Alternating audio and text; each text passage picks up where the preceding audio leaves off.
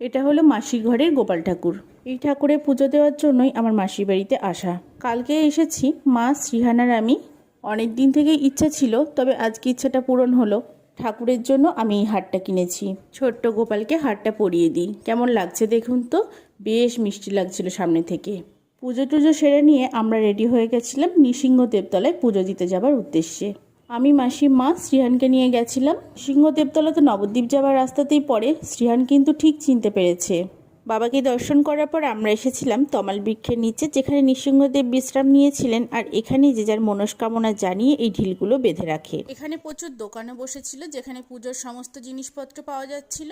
হিরণ্যকশিপুরকে বধ করে নৃসিংহদেব এই মন্দাকিনী সরোবরে হাত ধুয়েছিলেন, সেই জন্য এই জল ভীষণ পবিত্র বলে মনে করা হয়। বর্ষাকাল হওয়ার জন্য পুকুরের চারিপাশটা খুব পিছল হয়েছিল, তবুও গিয়ে একটু জল মাথায় নিলাম।